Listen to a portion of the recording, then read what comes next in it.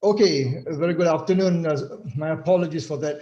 Good afternoon. Thanks, John. Thanks, Mike, for the introduction, and very good afternoon to each and every one of you. Thanks for joining us in this webinar this afternoon on preparing for the digital transformation for the post-pandemic new normal. Over the past, I would say, 10 months since end of March, April, I've been doing a series of webinars across the world, looking at how leaders are managing the pandemic, what are the challenges the organization has been experiencing. That was a focus for the first, I would say, 6 to 8 months. And since November last year, the shift is about preparing for the post-pandemic and looking at what lessons we have learned and how organizations and leaders can prepare for the new normal. And today I'm going to share with you the research, what has been published, and also the latest, some of the best practices, looking at some organizations that have been very successful in putting in place the strategies or, what we call the initiatives that would help them to be better prepared when the pandemic or the new normal starts. Probably will be in 2022 or middle of 2022 when you see that life will likely to go back to the pre-COVID, when the whole world probably, well, at least 80% of the world has been vaccinated, and we have a the situation where business travels come back to to the pre-COVID level, and hopefully then we can see organization would be able to adapt, already started to adapt effectively to prepare back to new normal, and also prepare for the next disruption, because this is only one of the very few that we're going to experience. And I'll talk about that, why, and in my book, of course, I elaborated in detail. But the work on disruption, digital transformation started far much more. It started actually in 2001, 2001 during or 2000, end of 2000 with the dot-com crisis. And I was starting to look at what are the challenges that leaders face, how leaders bound. So what are some of the competency that look at some of the successful leaders during those days in 2000, 2001, then follow with SARS in 2003, 2004, and then we have the GFC, Global Financial Crisis, 2008, 2009, and then we look at the, of course, the pandemic 2020. What is interesting, there are certain patterns, certain characteristics, or certain traits that leaders demonstrate that I would like to share, where perhaps we could learn and adapt for our own organization. Yeah, and one of the things that I've found very interesting is looking at not only the leadership, but we are looking at the team as well. So not only the leadership, but also the how do the different functions working together drive success in a digital transformation at the workplace. And I'll talk about that a little bit, because that is one of the chapters in the book, and how do you lead and engage teams in the post-pandemic. So then in 2019, so I started writing about the future leaders, so how do you prepare future leaders to be ready for disruption? How do you prepare future leaders to be ready for the digital transformation of the future work, the disruptive workplace?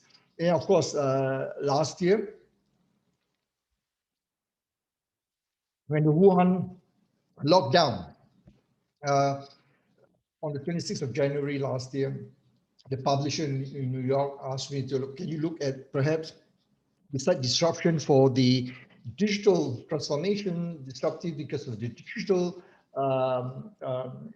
driven economy, looking at what else the pandemic may potentially, that was in January, pandemic may potentially disrupt business, and they wanted me to write in a couple of chapters. So I did that in chapter 2 and chapter 3 of my book. I talk about the COVID and what are the challenges, leadership challenges, and how do leaders need to respond. And then during the 4 months thereafter, until July, end of July, I interviewed some of the thought leaders, some of the organization that's been practiced in US primarily, and also in Singapore, and what lessons can we learn. And I put it in the book, and I'll talk about that towards the end, some of the lessons learned from some of these companies. And that's how, and today I'm going to share with you all this research put in the next 1 hour or so, and what we can learn from that. Now, I will not be talking about the COVID, and I will give you a lot of resources for that, because we've been talking about it more than 1 year, so I'm not going to talk about that. My concern is this: are we ready for the next pandemic? Are we ready? What lessons have we learned? Where are we today? After 1 year, what lessons have we learned, and what can we be prepared for the future? And one of the challenges, if you look at the pandemic, the COVID-19, is been known by, in many academicians, many governments, termed as what we call a black swan event. And I'll talk about that in a short while. What is a black swan event? Is it really a black swan event? So I would like to hear from you in a short while, but just to let you know, as I said, I won't be talking what is COVID-19, the VUCA-centric volatility, uncertainty, complexity, ambiguity, how it started, how it impact business, how company has been very successful. All this has been, I've written a lot, so much, and I make it known, publish it, and make it freely available. So you can you can take a screenshot of this. You can go to all the links there. You can download the articles. And if you want, and I encourage you to go and subscribe to the video. There's a series about 80 videos on COVID-19, how organizations have been very successful at Marriott Hotel, organizations like Microsoft, looking at SME as well. And there's a series of webinars I conducted from February last year until January this year. They're all available on the YouTube channel, and you can download them, you can view them, whatever, you can share with them, share with your friend. But subscribe as the YouTube, you can get new update every 2 weeks. I will update new videos, new articles. So I will not go into that. So please feel free to access those resources to understand about the impact of pandemic. What does COVID-19 from the beginning, from A to Z, how impact disruption, the supply chain, what governments are doing, what are some of the challenges that business leaders are facing, what HR is facing, some of you from HR functions, and so forth. So I will not go into that. Yeah. Now, what I'd like to ask you now, time for you to participate, and I would like you now to name one characteristics to the best of your knowledge. What is a black swan event? If you know, just state. If you do not know, just give it a guess. What is a black swan? So the name itself, black swan, give you a hint. Okay. So what is that? Over to you, John. And sorry, Mike.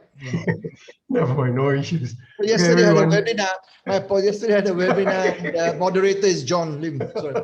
It's okay. I shall change my name to John. All right. So everyone, if you just go to the chat box, what do you think is a black swan? The one characteristics. So we got about 15 people, so there should be about easily 15 responses. Oh, Charmaine says unexpected, unprepared for event or for an event that can never happen. Yes. JY says rare. Mei Cheng says unpredictable, unexpected. Yep, unpredictable event, unexpected event. Yes, definitely. And this has been what we've been experiencing in the last 12, 13 months or so. It's almost about 1 year when you come to think of it. Yes, and the whole world came on its knees. Jane says it's an unprepared event. Yep.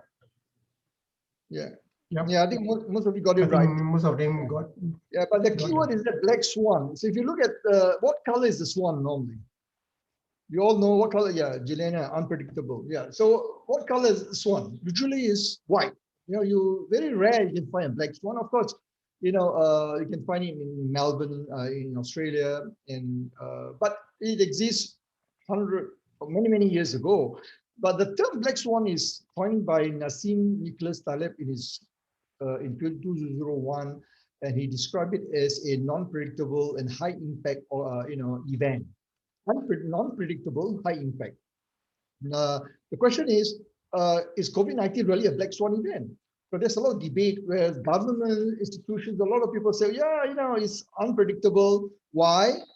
Because we cannot predict it. That's why you look at so many organizations fail to put in place business continuity plan, put in place measures. They said it's unexpected, is totally unprepared. So they call it a black swan event. So I believe there have been warning. If those of you may have seen Bill Gates' presentation after the Ebola outbreak, after H1N1, Bill Gates presented in 2015 and talked about the possibility of a major pandemic like this, and it's going to impact the whole world. So, but many organizations, even governments, did not, take heed and did not prepare themselves. So the question is it really unpredictable? To a larger extent is, but I don't think the word, the real word that Nassim Taleb used is called the non-predictable. I mean, you cannot predict.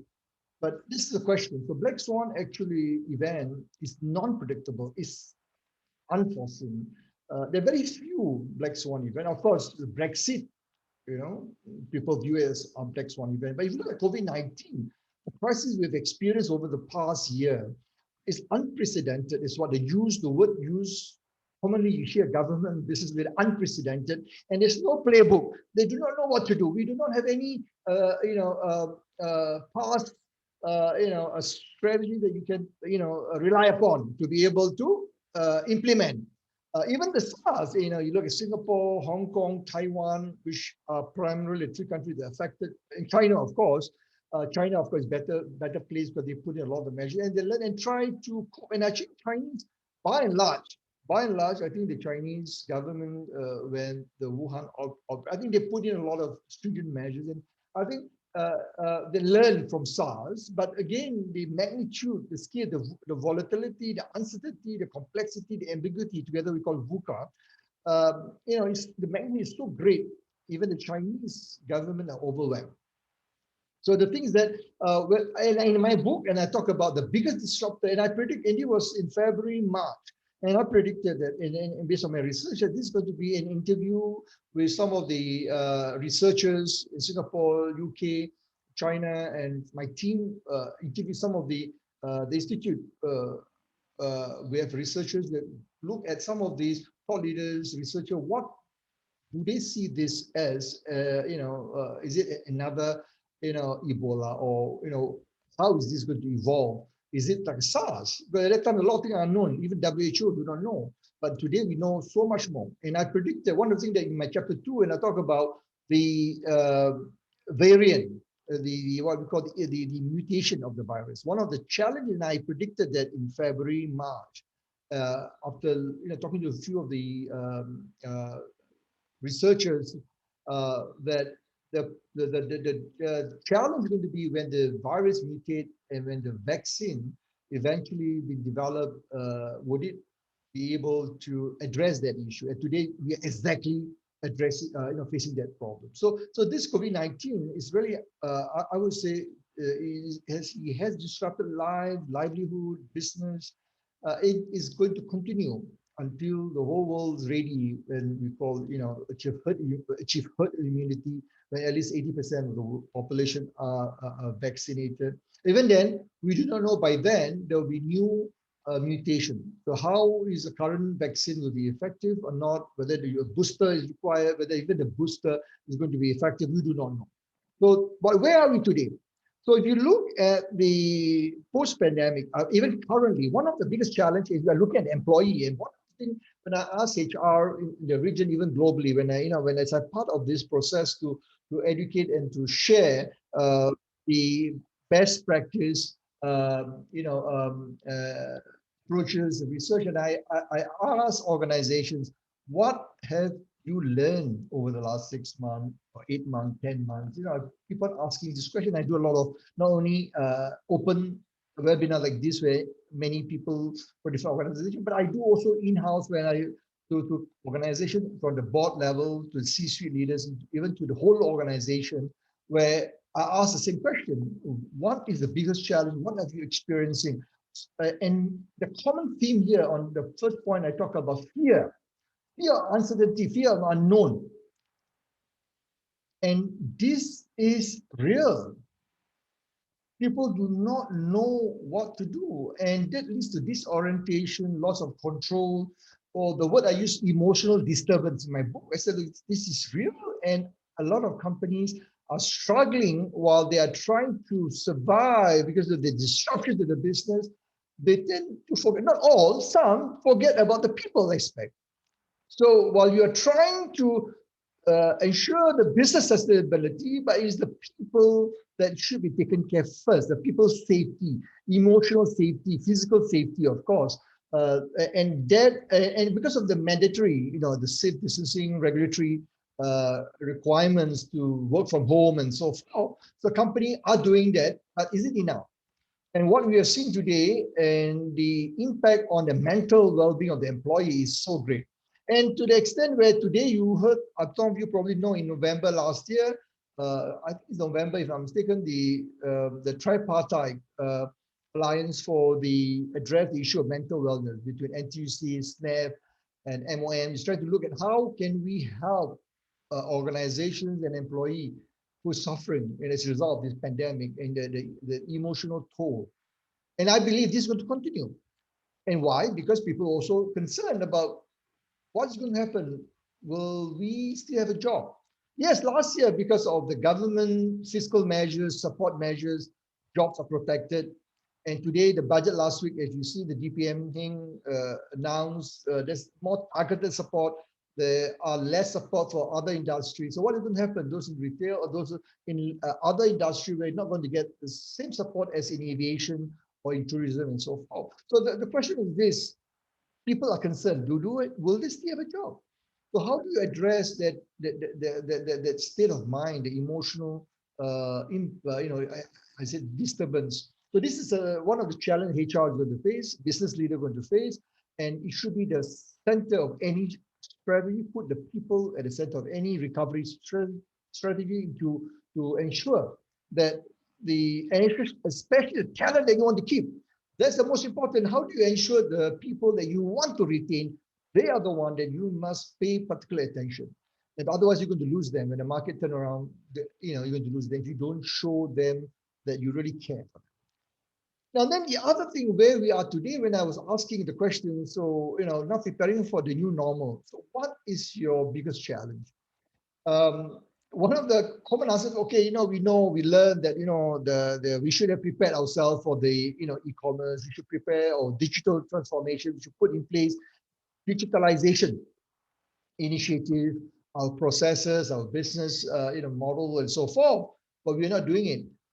We know, in Singapore, for example, the government has been talking about this for years. If you look at the IMDA, even before the MDA, you look at, the various government agencies trying to get SME businesses, even provide a lot of financial support, grant to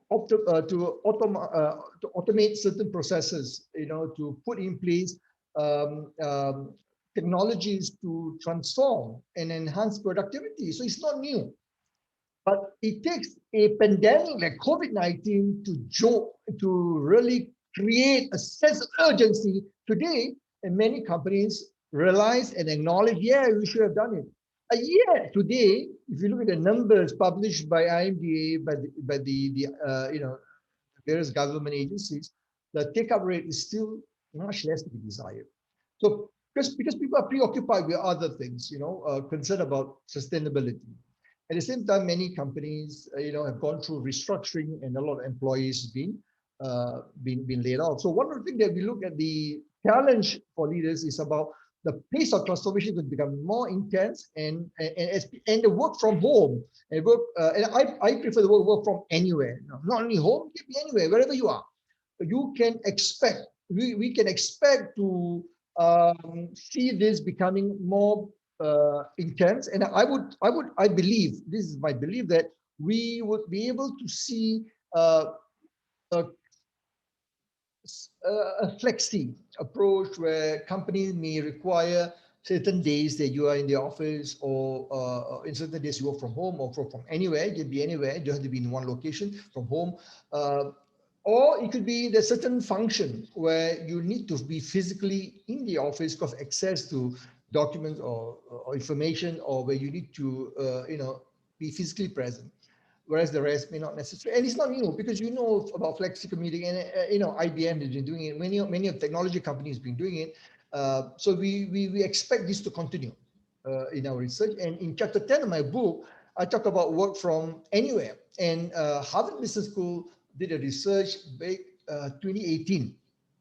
In 2018, and looking at the leveraging on the telecommuting technology, and they anticipate that this is going to be the shift is slow at that time, 2018, 2019. But of course, with the pandemic in 2020, because it's mandatory, because of safe distancing, social distancing, and so forth, and companies are required to operate from home. In Singapore, because of the circuit breaker, as you know, for 3 to 4 months, many companies, and today still many companies are operating half of the workforce or even more from home. So this is expected to continue. So the question is this: the impact is so great. Last night, President Biden, actually early this morning at 2 o'clock, it's last night in the US, where President Biden now, delivered a speech, US president, talking about the 500,000 deaths in the US is very sad. We are fortunate in Singapore. If you look at the total number, worldwide is 111 million. And Singapore, we have about 59,000, or make it 60,000 cases, and only 29 deaths. So per capita, we are very, very low. So we are fortunate. We have government that put a lot of resources into the infrastructure, into the healthcare system, invest into test, and many things that our government has done. Same thing with Taiwanese government, and same thing in New Zealand. A good example about leadership, which I will talk about later, about Jacinda Ardern, the Prime Minister of New Zealand, and what we can learn from her. And I'll talk about that later. But if you look at the scope of the impact, is great. And this is something which, unfortunately, is going to continue to trend until the vaccination is becoming, as I said, we achieve herd immunity, and in the US is expected at the next Christmas or December. President Biden announced that you could expect until December, and hopefully by then things could be much better. Worldwide, I think it will take much longer, because vaccine, for the emerging economy, for the a lot of this country, the poorer economy, we may find them. The process of vaccination, it's not, vaccine doesn't save people, it's a vaccination. The process of having vaccination successfully implemented, that is what is important, and it will take much longer time. And it's anticipated, as I said, 2022, second, third quarter, where things could be better. So be prepared for another at least 18 months of uncertainty, experiencing what we are going through today. Same thing, for the next 18 months. So what does it mean? So if you look at what is happening so far, what do leaders tell us? So as part of the Institute research, we interviewed, and in the next report, we will be publishing the 2021 report. Last night, I just got a draft. So it's been reviewed, the results have been reviewed, and we will probably in end of April, 1st May, we will launch the latest 2021 report about the impact of the pandemic, what organizations are doing worldwide, and what are the best practices of some organization in US, Europe, and Asia. So just be look out on my website, on the LinkedIn and so forth. In end April, I'm one of the co-editor worldwide. There are 5 of us worldwide that publish this report every 2 years. And this year report is focusing on the new normal. What do we need to do? How do we prepare our leaders? So by what I can share with you now, some of the preliminary, some of the observation, what we have found. Number one, when we ask them, so when you're talking about preparing for the new normal, as you prepare for the post-pandemic, what is some of your biggest challenge? And consistently, and this is consistent with my initial observation in July, when I consolidate and I publish it in August, the book, late July, August, when we published the book, and we incorporate some of this observation, mostly in US, because a lot of our clients in US, they are the one who experienced, and we got, of course, in Asia, Singapore, Malaysia, China, in Southeast Asia, we have a lot of data. But what we have found that it's quite a consistent themes in terms of the challenges evolve around how do we manage the disruption, the impact of disruption? How do we prepare leaders? How do we ensure that these are effectively managed to ensure that we retain talent? So talent is very important. How do we retain talent? How do we reinvent our business quickly to be able to ensure our survival? Okay, to ensure our survival. So it's about reinventing your business model, reinventing your business strategy, and put in place your structure to support your strategy, the new strategy. And this is something that has been going on for the last 6 to 8 months. And this is the biggest challenge. And most of them, as I said, do not have a playbook. They do not know what to do. So how do we prepare leaders? What do we need to do now? And the most important, how do we ensure that the next disruption, when it happens, we are ready? So these are some of the questions that we hear from leaders. So also when we talk about employees, we ask CHRO, HR in the US, Europe, in the UK, France, Italy, Russia, Japan, Australia, Singapore, including Malaysia, Indonesia, and India. So most of the large economy, we go in and we try to understand what's the impact on employee and what are the biggest challenges about mental well-being. So mental health. And this is unfortunate, but the reality is people, I'm not talking only about the healthcare. They are the worst affected. And I wrote about this. As a matter of fact, in December, early December, I wrote in the press, and I also wrote to the government, Singapore government. I said, look, we need to reward. I wrote to DPM as well. We need to find ways to reward these frontline workers. How can we help them? How can we provide some form of recognition? Not that it will mean so much for them. They put in a lot of effort, and their organization, hospitals, healthcare institutions have to do more, in my view, to provide that kind of support. And I'm glad in the budget statement, as you're probably aware, the government has decided to provide some form of support and some form of recognition. Small measure, but it's important. But that's for healthcare, and they're important. But by and large, other employees in other organizations, other industries, they're also facing. And working from home, and you have to manage for those. I look at my nieces, some of my friends, relatives, when you have to manage both. You work from home, you manage your kids, and especially if you're doing the when you lock down in Singapore, circuit breaker period, when you see children, schools are closed, and it's very challenging for parents, especially for the mothers, to manage. And it is a very, I would say, difficult. For those who doesn't have a maid, for example, and then it's very difficult. And the impact is so great in terms of mental well-being.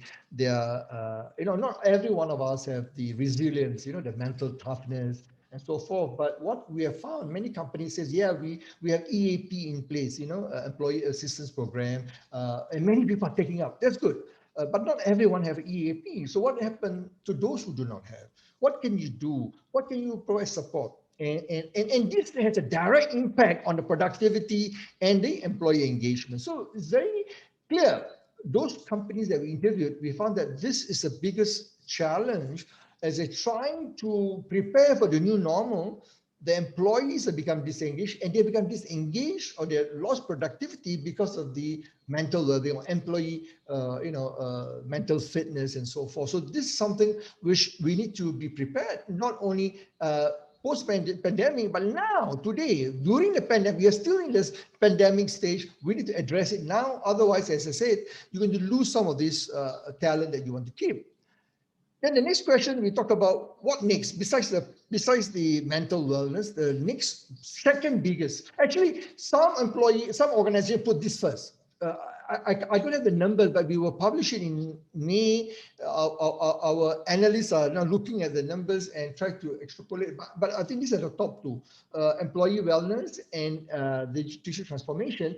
But my own conversation with CEOs with C-suite leaders, even boards, their concern is more about the digital transformation. Although my view, I always advise CHRO, CEOs, C-suite, even board, focus on the people.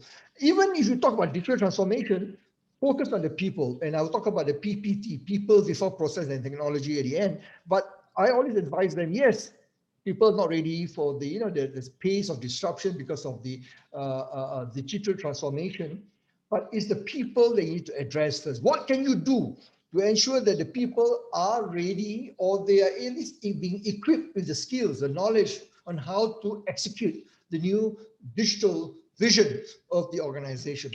So how do you resolve it? Now, let me give you some of the solution that we have implemented worldwide, and some of the results that we get. And also in the book, I explain some of the practices by leading organization. Unfortunately, very few SME examples. I'm still trying right now to identify a few SME, profile them in my next book.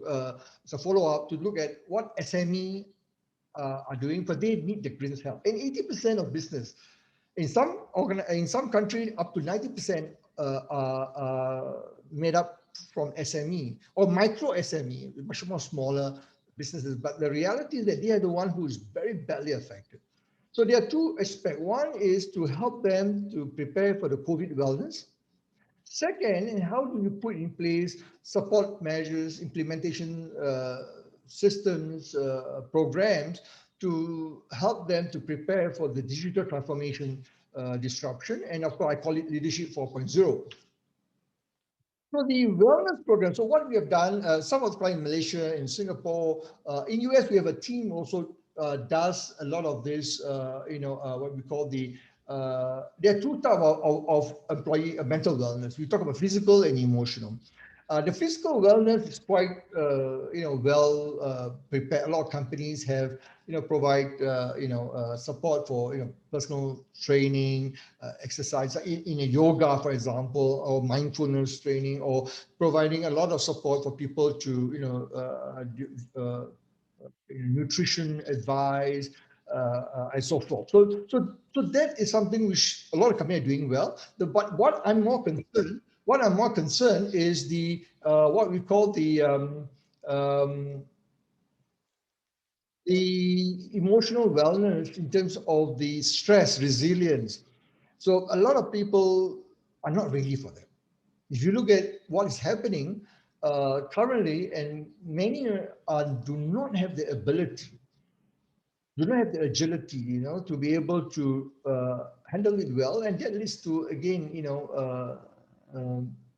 breakdown, in terms of emotional breakdown or mental, even you need to seek medical help, psychiatric and so forth. So this is something which I think we organization need to focus on and make sure you have a way for people to speak up, to speak to, access to some professional help. They can speak in confidence and be able to share their concerns, their fears, and so forth. So those of you in HR, look at that. There's a big, and we have seen cases where some of the key talent are impacted, and that disrupts further the business when you depend on those people.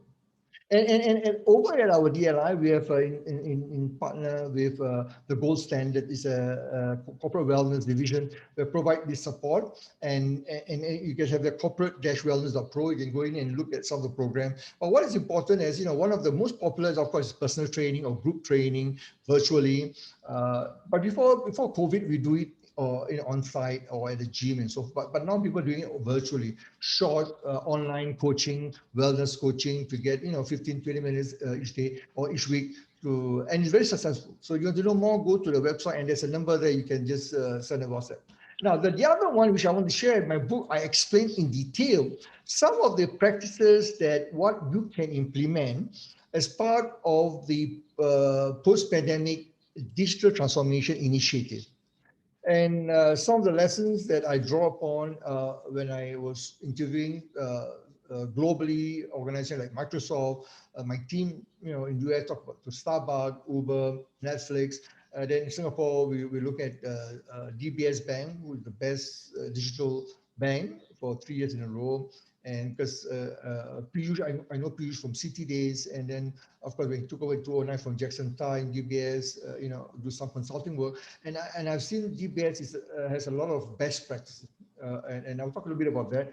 And in the book, of course, the whole chapter 5, when I talk about the DBS case study and what they have done very well. And it's so simple that any organization can, whether you're SME, MNC, whether you are even a small family-owned business, you can implement a lot of simple best practices. Okay. So let me now ask you this question. Most of you here are looking at your profile. When you submitted, most of you are in HR or in HRD or in HRM. So one question I'd like to ask you, based on what I've heard so far, what I've discussed, in your view, what is one competency or skills that is crucial to lead in a post-pandemic digital transformation? So state your answers in the chat box. Over to you, Mike. Yeah. Fantastic. Okay, so if you can just put one competency or skill that would be crucial for leading, that would be very helpful. You can just put it in the chat box. Meantime, I have a question for Sata. Professor. Yeah. What do you think is one thing that tends to keep all leaders awake at night? In the midst of all this pandemic and all that? Survival, whether you have still a job. Leaders, even CEO. Just that last week I was talking to a group of CEO roundtable. I facilitated a lot of roundtable CEOs from different industries. In Malaysia, one of the, what keep them awake, do I have a job? The board fire me. What am I going to do? And many of them struggling. So across the board, maybe across the board, from the top right to the bottom. These are CEOs. And I always advise CEOs, I say, look, first thing you need to do, you cannot do it alone. Get the best CFO, get the best CHRO together and work with your CFO and CHRO. And CFO because of the bottom line numbers. And of course, CHRO is the people issue. And this is my advice to all of them, and seek help. Less hubris, you're not alone. There are many people. That's what I found out in roundtable. They learn from each other. Okay, so let's make some of the answers. Oh, all right. I've got some answers already. Let's see now. He says, I'm going to go, I got to scroll up. Juliana says computer literacy. Okay. Mei Cheng says leading change, helping others to cope with change. Peter says adaptability. Juliana says managing healthful. Well, yeah, I am assuming that is self-help. Yeah. Charmaine says ability to de-stress quickly and regularly. Eugene says managing change. Harold says employee engagement. Yep. And Jane says mental well-being. I assume it is mental well-being. Yep. Okay, that's great. So I see Harold is there and John Peters. So these are the two old friends who are very experienced. So it's great to have you guys. Well, I think most of you are correct. I think one of the common things we hear is about change and agility. Yes. So that's one of the most important competency. What we have found is that to be able to manage the disruption. So in my research worldwide, we look at 7 competency, what we call the disruptive digital leadership competency. And I will describe that in a short while, and how to engage and how to build high-performing teams. And in the digital transformation in DT or DX, we call it, is a culture of customer centricity or CX. And how do you create or what we call implement creative disruption or disruptive innovation in the workplace? And to do that, there are certain set of skills. What are these? These are the 6 competencies that we have found to be very, very, it's commonly demonstrated by leaders across different industries, worldwide, and different types of organizations. In other words, be it global MNC or even SME, or you're talking about NGOs or even NPOs, non-profit, or if you look at even government institutions, some of the government stat board and so forth. So we find that we classify all this into what we call 6 competencies. So I won't go into the detail, but again, there's an article published in December last year. It's on my website. You can go in the Disruptive Leadership .institute. Earlier I give you the website. You can download that article. But the description is all in the book, and I describe very detailed what each one of them mean. Let me just give you a quick overview. So when we look at Starbucks, Howard Schultz, or you see Satya Nadella there, Jack Ma from Alibaba, of course there are many other leaders. We look at Piyush Gupta from DBS and so forth. What are some of the characteristics? And not only them, their team, not only the CEO, but we look at the next level down and the middle manager, there's a certain set of characteristics. One is the disruptive mentality, which is sorely lacking in many leaders. We find number one, they're not able to disrupt their way of thinking. And this is where you always hear the word unprecedented. The COVID is unprecedented. Everything is unprecedented because they're not able to disrupt their mindset. And we talk about disruptive mentality, meaning that it's not about thinking outside the box, no. About creativity, and John Peters is an expert in creativity. Here we're talking about beyond that. We're talking about, there's no box at all. So in other words, how do you think? Not outside the box, there shouldn't be any box at all. So how do you challenge your mindset, challenge your assumption, your cognitive biases, and how do you create that innovative thinking? Yeah, and of course, visionary, entrepreneurial, we know that there's something very important in times like this, especially when you're talking about digital disruption. How do you solve those problems, customer centricity problem? And then comes to number 3, what we call the cognitive readiness, which includes critical thinking, strategy thinking, entrepreneurial thinking, and emotion, social intelligence. And how do you combine all these things to use mindfulness, and to create that fluid condition? How do you manage, how do you solve problems quickly, rapidly, to be able to help customers? Because in the digital transformation, what is important is about customer issue. Customer is the center of everything, and how do you get your team, your people prepared to readily to support them to ensure they can deliver what the customer expects. And of course, before that, many of you state correctly, is about resilience, change. And it's very important, call it change agility. That's number 1, I think, apart from the disruptive mindset, and I think the change agility, I think a lot of companies have been doing that, a lot of change programs. I think many of you just now mentioned the change program. This is something that should continue and it should be emphasized.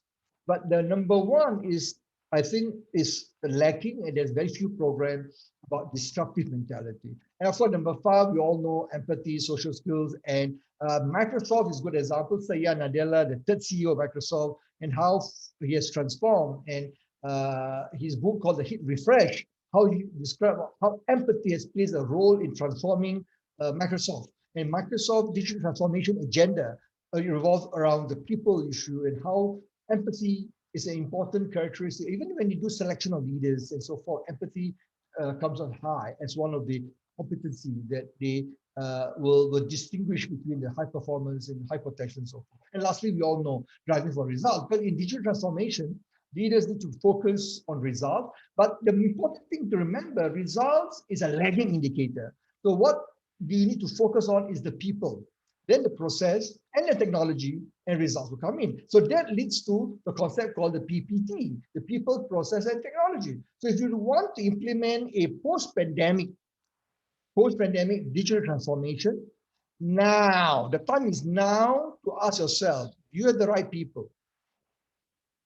Do they have the right skills?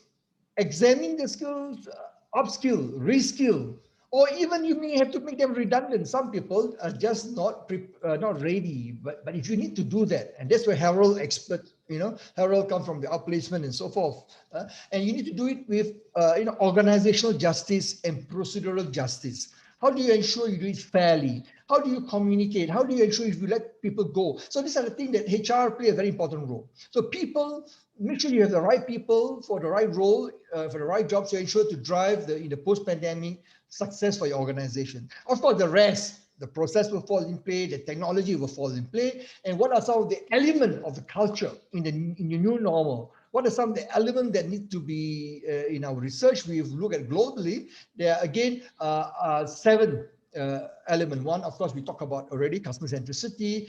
Again, we talk about innovation earlier, the competency, and then data-driven decision making. We're using AI, machine learning. We look at how to use, of course, the technology is there today.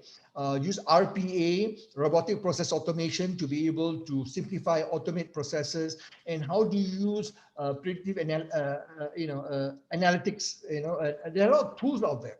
Yeah, and of course, collaboration, working in the way you structure your teams, and to allow more knowledge sharing, collaborative effort, and of course the rest. To me, the most important is besides the disruptive mentality, is the open and trust-based partnership. So how do you create trust-based? People feel open, they trust the manager, they can open up and share openly with HR, with the line manager, what are the issues when there's a problem, a mistake. How do you create a culture of experimentation where you allow people under innovation, a driven culture, allow people to make mistakes and allow them to thrive. And of course, disruptive mentality and agility, I already talked about that. But this is basically the 7th element. So again, in chapter 5 of my book, I go into detail examples. What are some of the companies that have done well? Which are company, what they did wrong, what they did well, what sort of DNA, we call it the digital DNA. And Deloitte has published a lot of reports about what are some of the digital DNA or competencies, and what sort of culture that would thrive in a digital transformation era. So what we have done since the book was launched in end July, August, and we started doing a series worldwide programs, US, in Asia, we did Malaysia, Singapore, Japan, China. One of the things that we have found very effective is to start. My advice, if you want to do such programs, start with the CEO and C-suite, and it works wonderful from our experience. You get the buy-in, and you can then, HR can then sell. Of course, it's easier when you get a buy-in from the CEO, and sometimes you get the board involved. A series we call the Disruptive Leadership Masterclass, and it covers all the 6 competency and the 7 elements of the culture. It covers all of them and helping them to be prepared for the future work, the workplace of the future. So again, you can get all the details, the testimonial from clients have gone through it on the website, the disruptiveleadership.institute, with all the details you can read up. Yeah. Now then, I decided since October last year, I've decided to make available all the resources free. The only thing that you will not be able, and if it's mine, I would like to make it available to everyone, the book, but because the publisher, because it's commercial, the Business Expert Press is a commercial entity, so they supply the books to all the universities, including Harvard, Stanford, MIT, the e-version. So my book is used as a resource for in OD, in OB, in HR leadership, to prepare for the disruptive economy, disruptive leadership.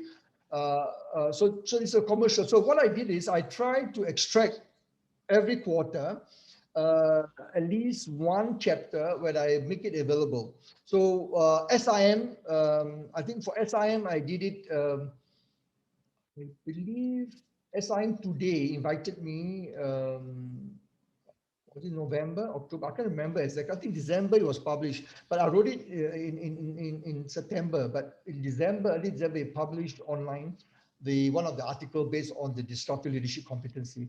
But it doesn't, but they don't allow a limited space, so you don't see much. But the other article in US that are published in many magazines, you can get it free. So it's on my website. You can download the disruptiveleadership.institute/articles. You can look at the article tab. You can download all the articles and you can view them. And also every quarter actually now we're doing every month. Every month we have new videos from either our institute or our partners worldwide, or our clients will allow us to put up some of the videos about disruption, about digital transformation, about COVID, how they manage. And you can subscribe to our YouTube channel there, the link is there, or just type Disruptive Leadership Institute in the YouTube. You can subscribe and you will get update very regularly. Update. And of course, if you want to order the books, you can just go to the website, just send an email to us, inquiry at Disruptive Leadership. We will, for corporate, usually we have special bulk orders and so forth. You can go and, and also sample chapter. So if you before you decide to buy, you want to read the both books have sample chapter in the US website. You can just download and read up if you find interesting. And you can see a lot of thought leaders globally, Singapore, Malaysia, worldwide. A lot of leaders who have read and early and endorsed the book and how they have used it and in their organization.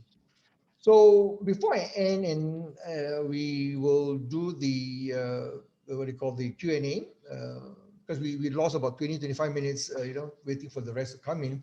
But we are on time because I will give for 20 minutes or so for Q&A. But I want to end with this quote. One of the most important things we talk about the post-pandemic, is not about, and this is from Arthur Schopenhauer, the 17th century,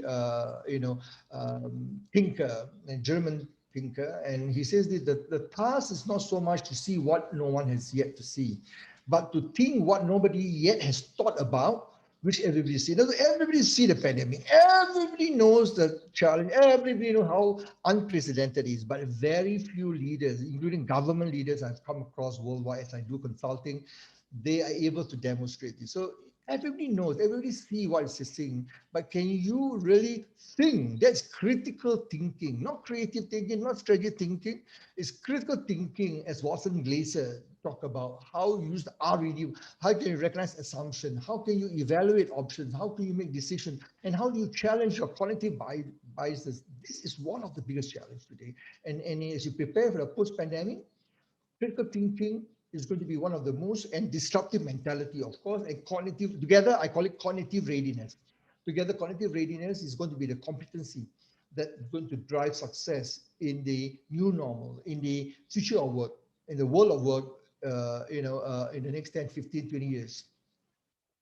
Okay, so you can take a screenshot. This is all the contact. You can, or you can connect me on LinkedIn, or you can, follow me on the DLI LinkedIn corporate and Facebook, Twitter, Instagram, and the video. You like videos? There are a lot of case studies on the video at 𝐶E Global. You can just click and take a screenshot and connect me on LinkedIn. Okay. With that note, we come to the Q&A. I now hand over to Mike.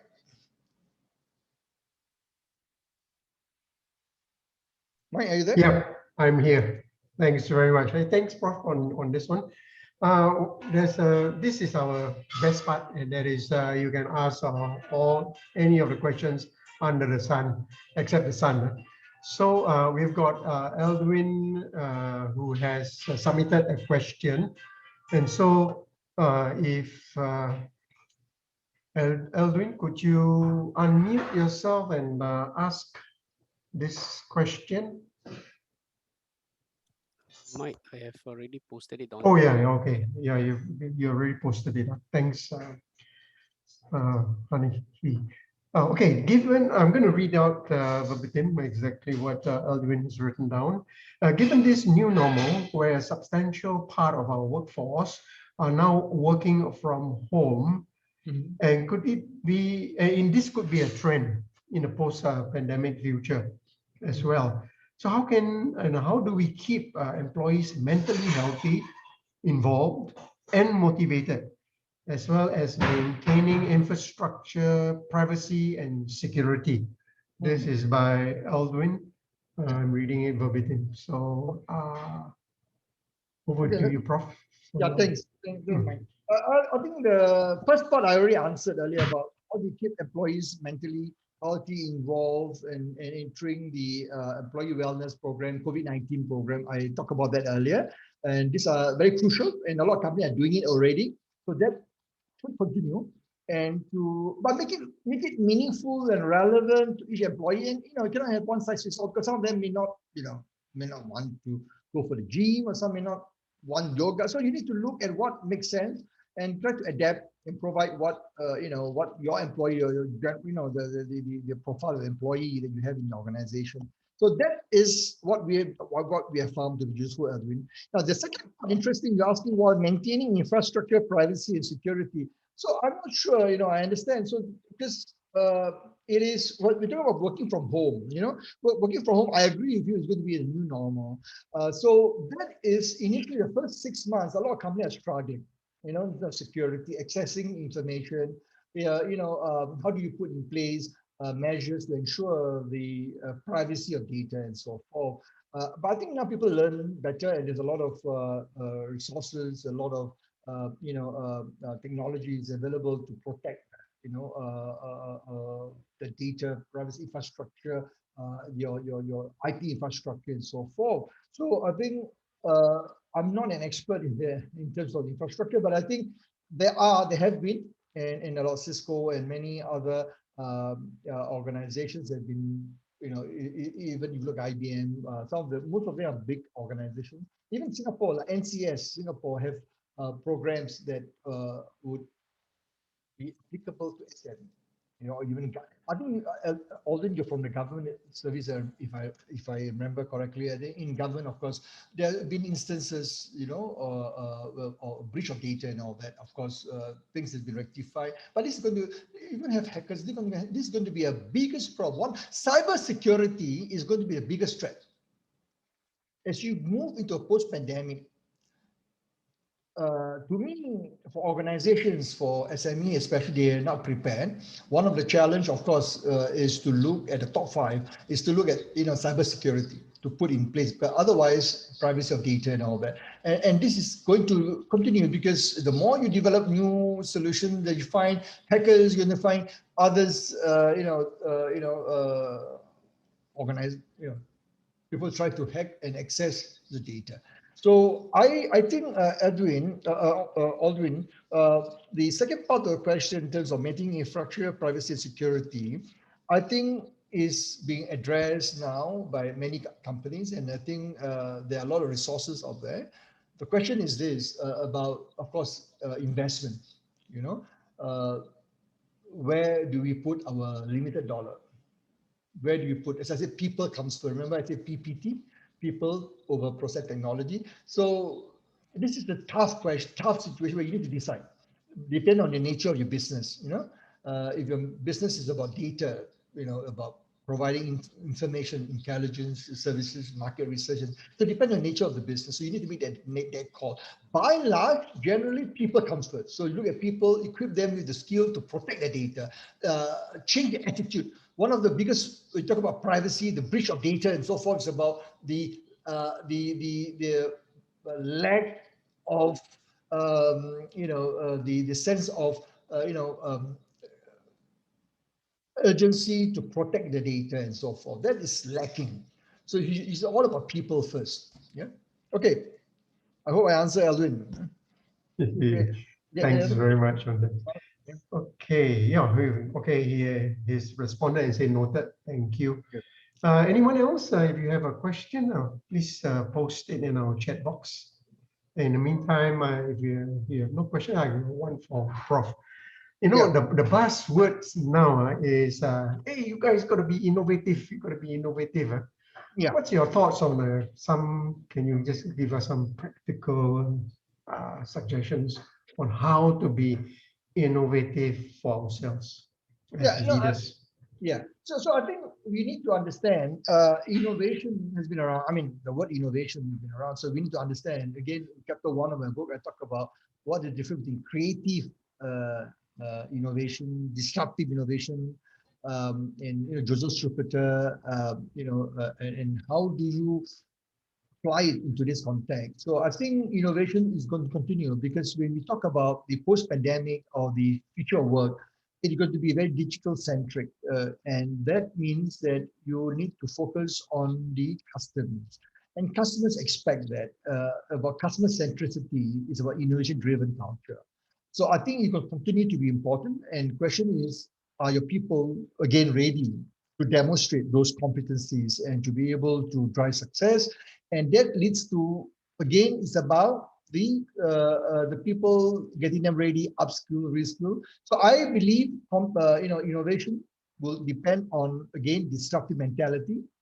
Innovation will also depend on agility, because when you try to demonstrate or you try to be innovation driven, you must be prepared to allow people to fail. You must be prepared to allow people to adopt experimentation as a technique, because people fail. So what lessons can you learn? But the culture in some organizations do not allow that. So we need to shift our way of doing things, our way of doing practice. Again, it takes a long time. Not every organization can do what 3M does, what Microsoft does, what a Cisco or what Google. Most of the technology companies, of course, they are Procter and Gamble. Procter and Gamble. If you look at Procter and Gamble, they're highly innovative. You look at organizations like Lexus, Toyota, they are Toshiba. So they are innovative. Samsung used to be, they call it, I remember when many years ago when I was consulting to Nokia back in 1995, 96, we call it the 3I. We have the invention, the inventors, the innovators, and the imitators. And Samsung is always the imitators, and then you have the inventor for the Motorola and, world.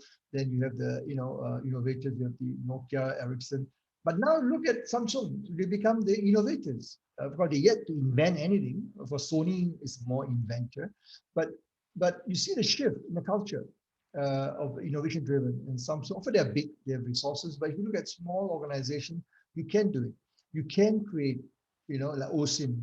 If you look at, previously this one company, I don't know how many you remember, Sound Blaster, Sim Wong Ho, Creative Technology. So they are a very innovative company, but unfortunately they don't sustain. So question is, you need leaders who believe in it, and leaders has to continue to demonstrate and be supportive of the culture has to be sustainable. So yes, I think it's important. My advice to companies, they should continue because innovation driven means that it's about customer centricity. Because customer centricity is all about, or rather digital transformation is all about customer centricity. So it's very important to have the right culture in place. Yeah. Thanks very much on that one. Yeah. So Arul is there. Arul is an expert in creative thinking. Center for Creative Thinking, Arul. What are your thoughts? Can you share? I know you for more than 30 years. And you are a legend in creative thinking, Arul. All right. What do you think, Arul? Prof, thanks a lot for the compliment. I really appreciate that. Yeah. I mean, you have already explained very well. It's a disruptive leadership is about seeking for disruptive innovation. I think that's what it's about. And anyone and everyone can be creative and innovative. That's the mindset we always recommend in our program with our clients. Thanks for the kind words. I really appreciate that. No, I think I know we work together in MDIs, over the years. I think you have created a program, even civil cities call. I can't remember a few institutions that I met you. I know that you run program. I think it's very important. And creative thinking is important, and it will remain to be important. It's part of problem solving, decision making, But I think together the power of creative thinking with critical thinking and going deep into the analytical and in the disruptive world. There'll be a lot of unknown because of the volatility, the uncertainty, the complexity, the ambiguity, or together known as VUCA, is going to intensify. And that's why you need to have those competencies: creative thinking, critical thinking, cognitive readiness, together, all three. So I think you're right. So you're in the right space, my friend. So you are in the right space, and I wish you well. So, and maybe look at the disruptive aspect in your curriculum. It would really position you and your center well in the future. Yeah. So maybe another friend, Harold Kwan. Harold is also a legend in the outplacement business. Harold, my friend, where are you? What's your view about what's happening, disruption into the workplace, and how are companies, in your view, your clients, are they ready? And where do you see what's lacking? What do you observe? Welcome, dear friend, Professor Sata Barani. Very interesting to connect with fellow practitioners and learn from each other. So I think you certainly give a very, very good overview, and the points you raised, for us to refresh or to sort of collate or condense has been very helpful. And my background is in HR, right? So, and since this is a human capital group, I think this new normal is really creating a major tsunami for the HR practitioners. Definitely, there are some organizations that has already been doing this even before the pre-COVID, right? But many are not operating on a pre-COVID. I mean, not many are sort of operating in a COVID situation. So what that means is that this is major disruption. I think maybe the top team have to really do a virtual offsite, whatever, and figure out the culture. And the HR people have to figure out maybe all the HR processes, from JA, JD, JS, JP performance and everything. Because how do you now run performance appraiser? How do you now run training? And even the employee who stay at home, suddenly he doesn't take a bus or take a train to go to work. It's a big change, So I think this is serious implication for HR, and I feel it's also a very interesting moment for HR professionals, because it's an opportunity for them to really rise to the occasion, right? Given the background that you have given in terms of this unprecedented digital transformation that we're facing, the technology is one thing, but at the end of the day, it is the people who's going to deliver the service or produce a product, right? So whatever we do at the end of the day, whether you are a CEO or a production operator or a tea lady, how do you operate differently under this environment? So really, we got to put on a thinking cap from the top, working on all the strategies and all that, cascade down to the middle management, functional managers, and then implement the processes and programs that is going to be very different from what we are used to. No, I think Harold, I think you brought a very good point. I think this is where, for those of you in HR in this webinar, this forum, I think HR has a very important role to play. And I mentioned this in the opening. I advise CEOs, all CEOs, when I interacted over the past year. Number one, make sure you engage your HR, CHRO, and get your CFO at the same table. Now, the problem in times like this, they tend to now look at numbers and then they rely on the CFO and cut and cut and cut. And without consulting, I mean, I understand you need to. But the CFO doesn't produce the actual numbers, right? It's the people who produce. Exactly, that's my point. That's why I said, I told CEO the best is to sit down with your CHRO and get the best CHRO. At times like this, make sure you get the right people advising you. You may have to replace the CHRO, the head of HR. But for those of you in HR, this is the best time that you demonstrate true business partnering. And this is where you really demonstrate your value as HR, where you're no longer just another function. So yes, that's why I like the word. That's why I like the word HR entrepreneurs, rather than just HR partners. Yeah. Because when you call yourself HR entrepreneurs, you actually look at the top line, middle line, and bottom line, rather than just a partner without that burden or responsibility of the bottom line.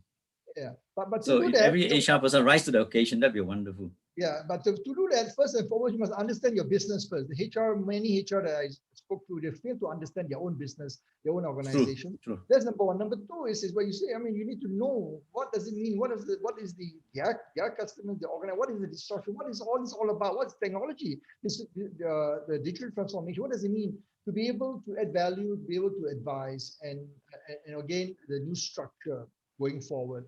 Yeah, you're absolutely correct. Yeah, and I think HR has a lot of opportunity to demonstrate that. So, John, is there any?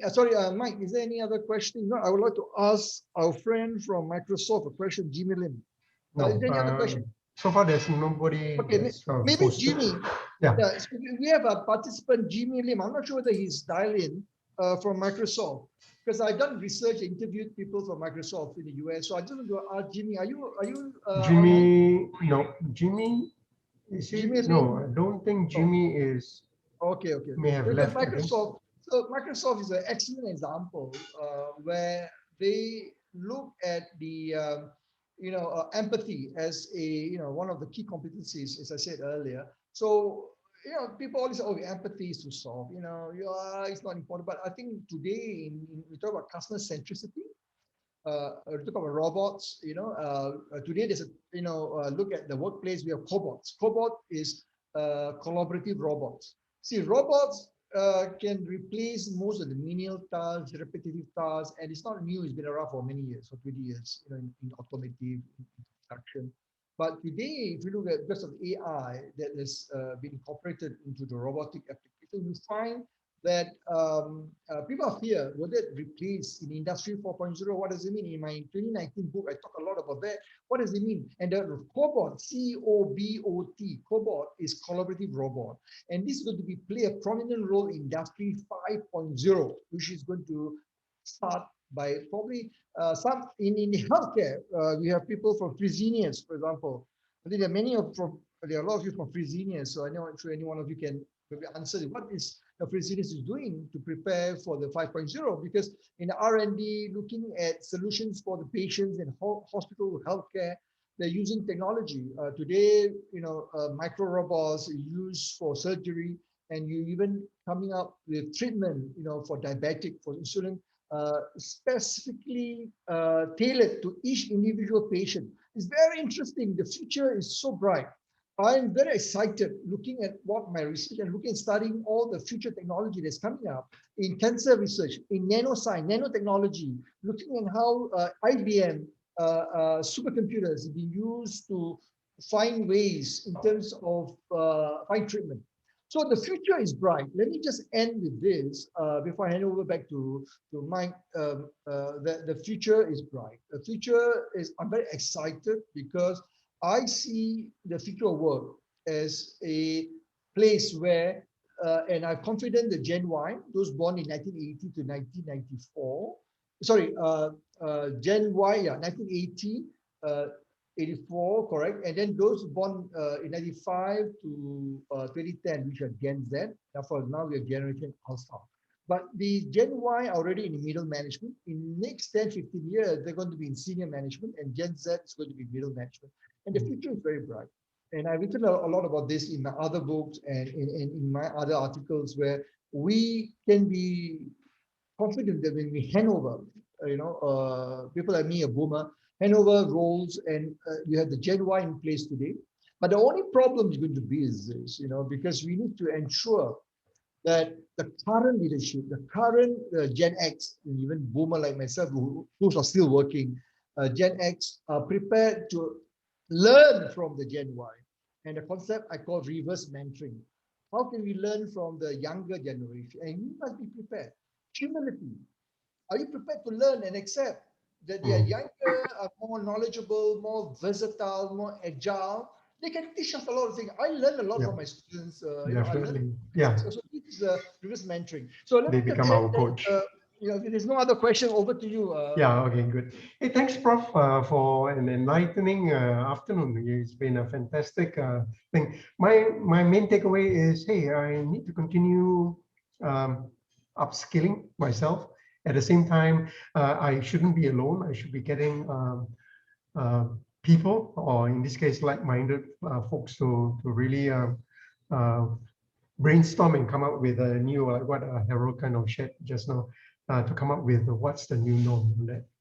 On that note, folks, I just want to say thank you very much. I trust you also have a great takeaway. And don't forget, Prof has given us a whole long list of contacts, where, and especially among that he's able to give to us his YouTube links. So please avail yourself to that, and I look forward to connect with him by LinkedIn, as well as to get myself up to date with what's really happening. And I really appreciate, and I believe I'm speaking on behalf of everybody here, that I'm so glad that we have someone who is keeping his eyes and ears on the ground and giving us really up to date as to what's really happening. So on that note, I want to say thank you again, Prof, for your time, for your wisdom in sharing with us in all of this. So on that note, thanks everyone. I want to say thank you, and thanks to SIM for inviting me. yes, thanks to Mike for hosting and being the MC. Great job, Mike, by the way. Yeah. And thanks to all of you for your contribution. And look forward to seeing you in other events. I organize this every month. There will be a webinar, so you can connect me on LinkedIn. You can get updates and so forth. sure. Have a great day ahead, and see you on LinkedIn. Okay, bye. Bye. Bye, Thanks, everyone. thank you. Bye. Okay. Thanks, Mike. Most welcome. Thank you. Hey, John. Nice meeting you. Nice to reconnect after so long. Bye bye. Okay.